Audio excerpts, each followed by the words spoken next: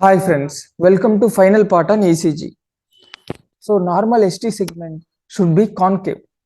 If it is flat or convex, it suggests ischemia. So ending of QRS complex and beginning of T wave, it is the J point. From J point to the T wave, it should be concave in normal patients. If it is flat or if it is concave, it's suggestive of MI. So here this is the isoelectric line. From the isoelectric line we should measure how much is ST elevation and how much is ST depression. So ST elevation of 1 mm in at least 2 consecutive leads suggestive of MI, and in some cases T waves may be hyperacute. T wave hyperacute also suggestive of MI. So here there is hyperacute T waves. When we draw line across the isoelectric line to the J point, it is suggestive of MI if it is elevated. Here 2.5 small boxes of J point elevation is there, so it is suggestive of MI.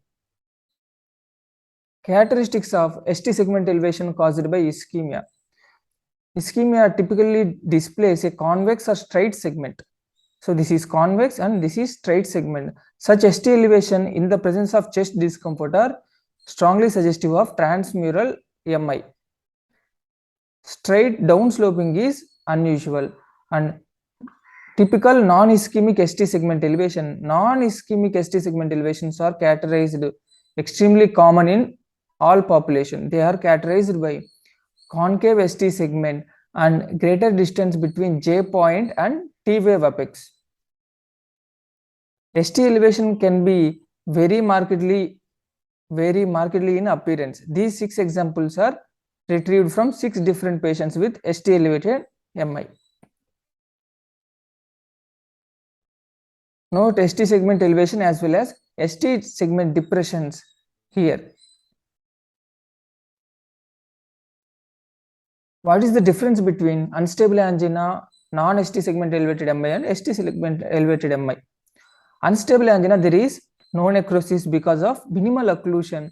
Non-ST elevated MI, severe occlusion, it will cause necrosis, and ST elevated MI, complete occlusion, cause transmural necrosis.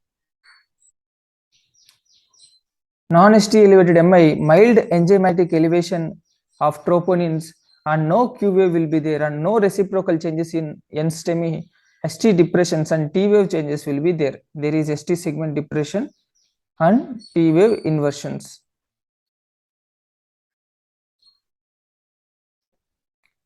So 2-3 AVF suggestive of inferior area in the heart. So inferior area supplied by right coronary artery,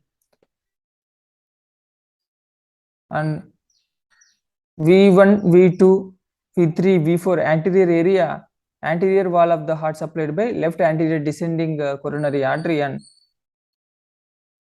1 AVL,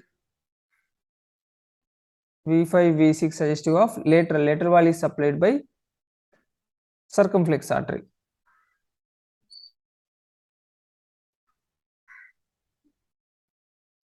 So if in ECG, ST elevation should be at least in 2 contiguous leads, and ST elevation should be there, and if one lead ST elevation or T wave inversion, it is not significant, and the reciprocal changes are seen in early MIs, and they will recover. Reciprocal changes will recover as we treat the patient of MI. So here if you see 2-3 AVF, there is ST segment elevation and reciprocal changes in lead 1 is seen. Lead 1 and AVL. So here there is ST segment elevation in V4, V5 and V3, V2.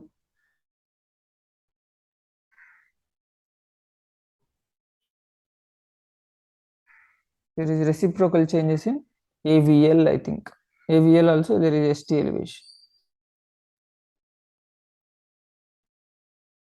And lead 1 also there is ST elevation, suggestive of anterior wall MI.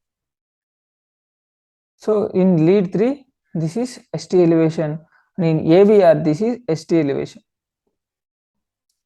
ST elevation in V1. This is J point here in V1.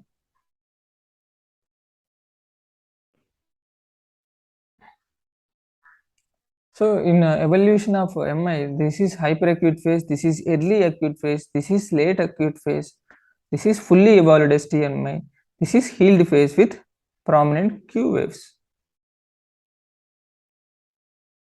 So how to identify right bundle branch block and left bundle branch block? Once you have identified that your QRS is wide, go to lead 1. If terminal force of QRS is above the baseline big R wave, you have right bundle branch block. So in lead 1, if QRS is above the baseline big R wave, it is right bundle branch block. If the terminal force of QRS is below the baseline big S wave, you have a left bundle branch block. Left bundle branch block, lead 1 big S wave. There is big S wave.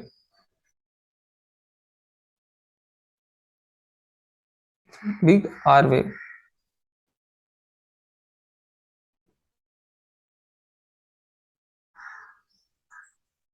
Sorry, this is lead V1. This is terminal force above the baseline is big R wave, and this is below baseline big S wave. This is left bundle branch block. So right bundle branch block, QRS duration of more than 0.12 second and slurred S wave in lead 1, slurred S wave wide wave in lead 1, AVL and V5 and V6, RS are in V1 and V2 with R more than R, depolarization moving towards these leads. Left bundle branch block, QRS is more than 0.12 second, broad monomorphic R waves in 1 AVL and V5 and V6. V5 and V6 monomorphic, broad, dominant S wave, broad monomorphic R waves in 1 AVL and V5 and V6.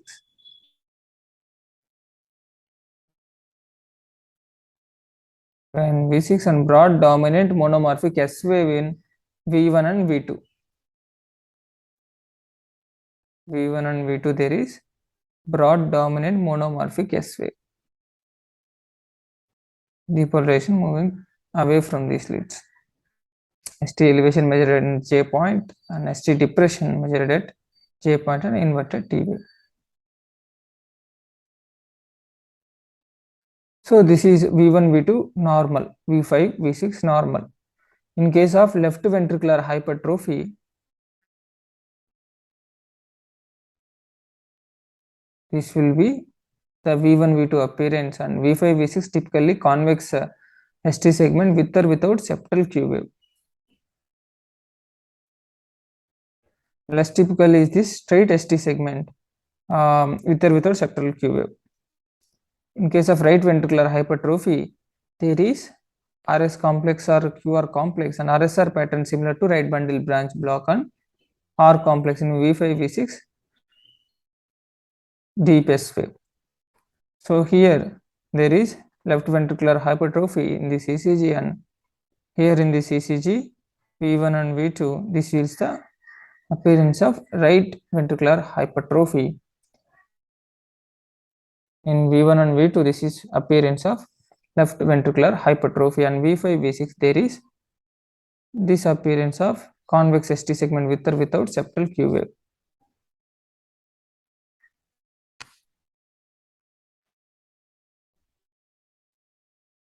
So right axis deviation and left axis deviation.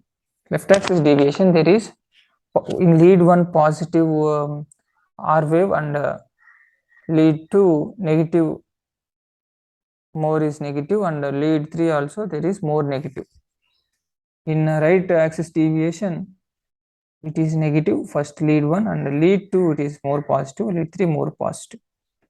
So right axis deviation causes or left posterior fascicular block, anterolateral myocardial infarction, and the right ventricular hypertrophy, right bundle branch block, pulmonary embolism, pre-excitation, ventricular arrhythmia, and dextrocardia, tall and thin body shape, left axis deviation, left anterior fascicular block, inferior myocardial infarction, left ventricular hypertrophy, left bundle branch block, and left bundle branch block and ventricular pacing, pre-excitation, ventricular arrhythmias, pregnancy, ascites, and abdominal tumors, and short squat body shape, and hyperkalemia. Hyperkalemia, there is left axis deviation. Normal electrical axis ranges between 30 degrees to 90 degrees. So next, what is normal P wave? Normal P wave is 3 small squares on time and 1.5 to 2.5 on voltage. 3 small squares, 1.5 to 2.5 small square. This is normal appearance in lead 2, and this is normal appearance in V1. This is normal P wave and lead 2 and lead V1. P mitral left atrial hypertrophy. This is the appearance. This is the appearance. P pulmonal right atrial hypertrophy. There is peaked wave. P mitral there is double wave. P pulmonal there is peaked wave, and V1 also there is peaked retrograde P wave. This is the appearance. The both right atrium and left atrial enlargement is there. This will be more in voltage and double wave appearance. Thank you.